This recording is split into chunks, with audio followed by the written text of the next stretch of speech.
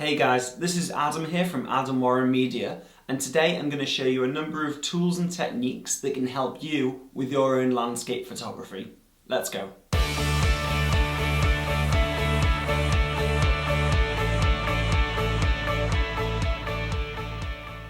So I've opened up Lightroom, and what I'm going to do is I'm going to look at turning something like this image into this one, and I'm going to show you how to do that. So this image was taken in Paris, if you haven't noticed. The Eiffel Tower's right here.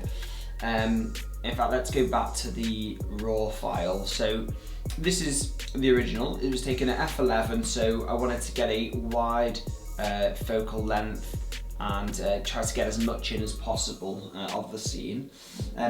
It's also a little underexposed, which to me is a good thing. I always think it's better to underexpose where the shadows and you can bring out the detail.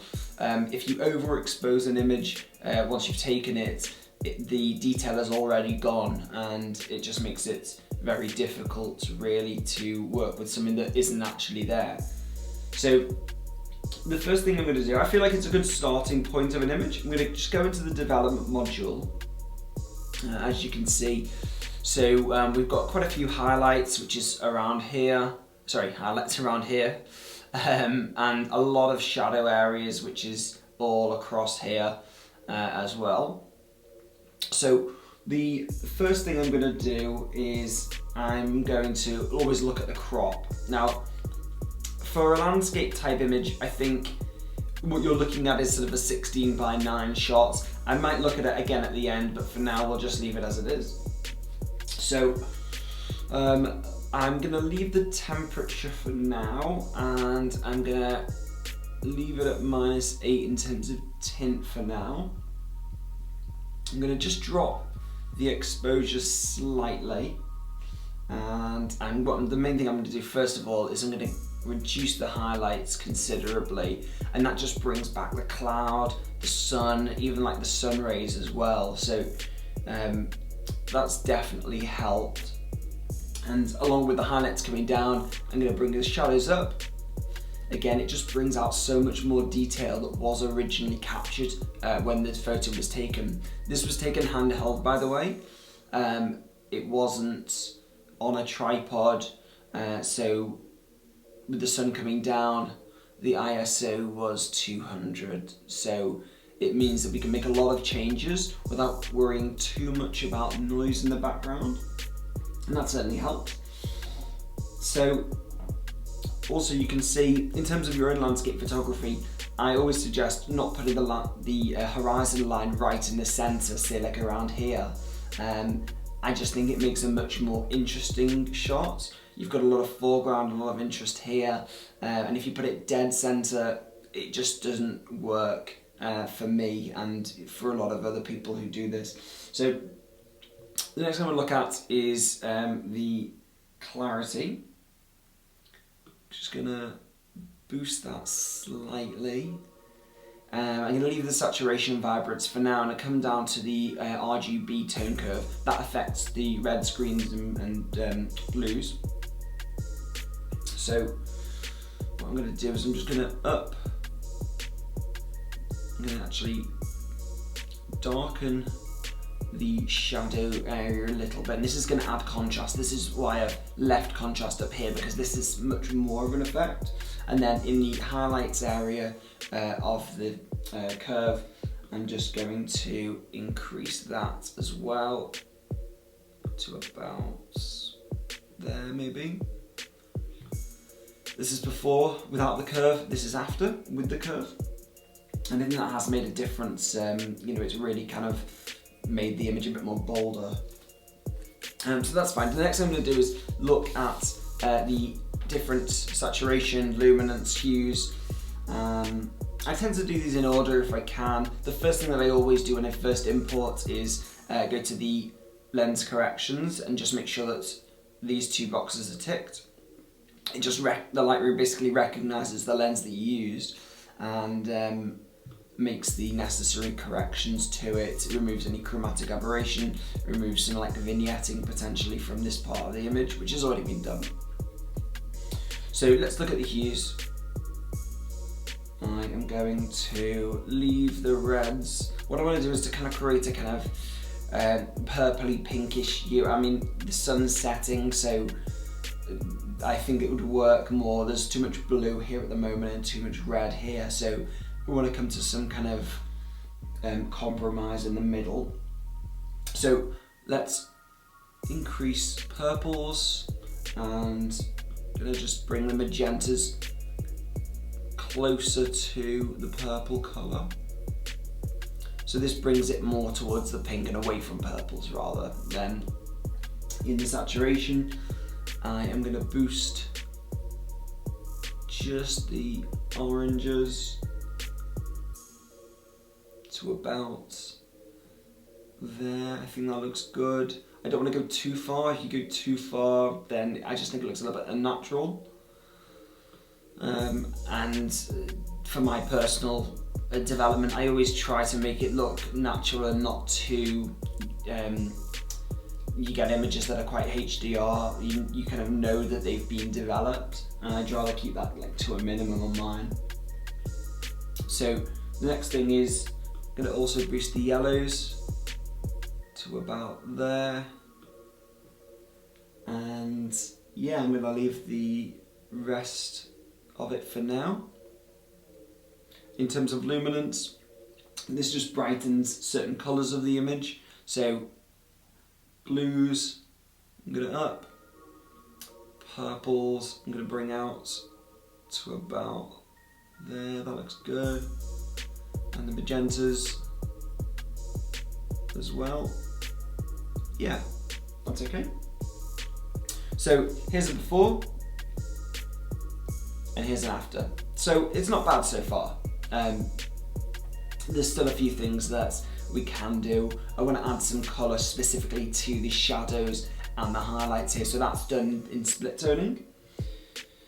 So what I want to do, in fact I'm not going to do it here, I'm just going to enter what I think. So hues, what I want to do is I want to make this is in the highlights that I'm looking at now, so this is these sort of areas. I'm going to just put it around the orange. So this basically will bring more out for it.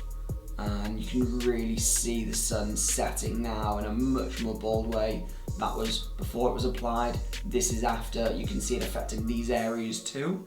And then in the shadows, I'm going to put this right across the magenta, pinks, purples range.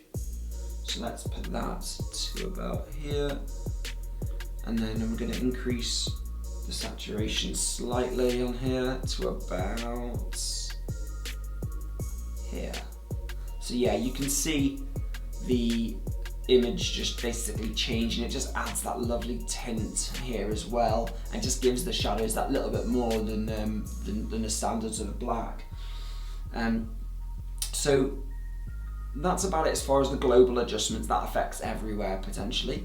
Now I'm going to do some adjustments, some local adjustments that just affect certain areas of the image. So what I'm going to do here is I'm going to first of all look at the Eiffel Tower, because that is an area that I want to stand out more, maybe away from here. So I'm going to just reduce the exposure. I dial in my settings beforehand, then I make the adjustment, and then obviously you can tweak it after that.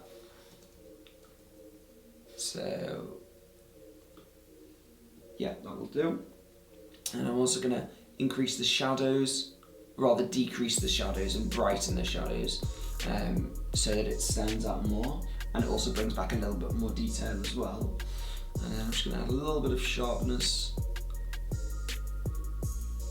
to really bring it out. I could add clarity too, but we'll start with this. So I like to zoom in a little bit, and then check that the brush is a good size. I also hit auto mask here, and then if you hit L, you'll be able to see the mask as you're painting it. So that should be like that.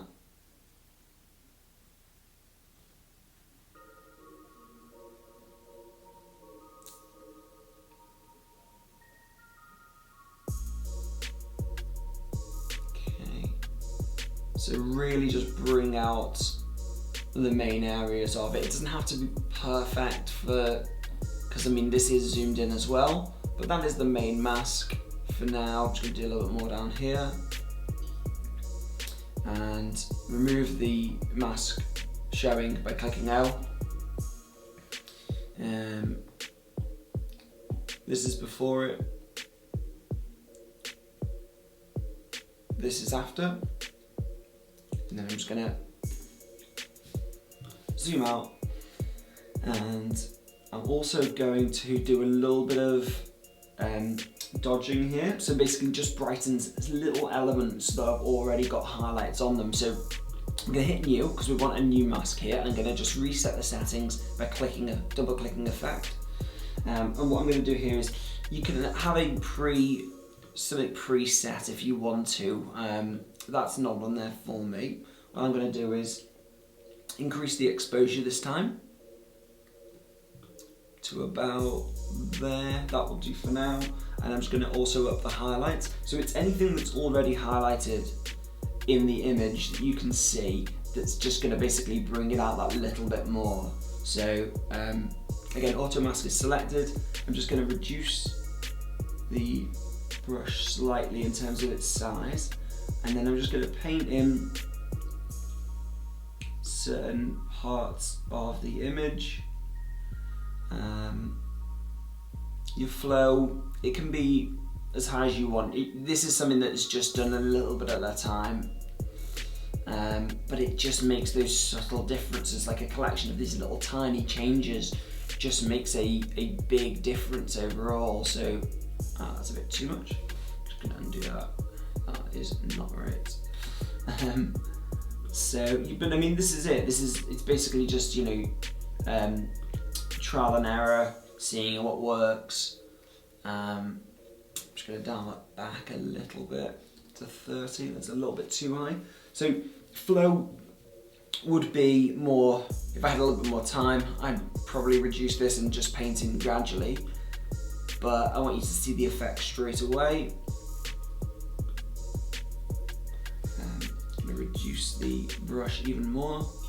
So again, you've got it here, around here, and you get the idea. So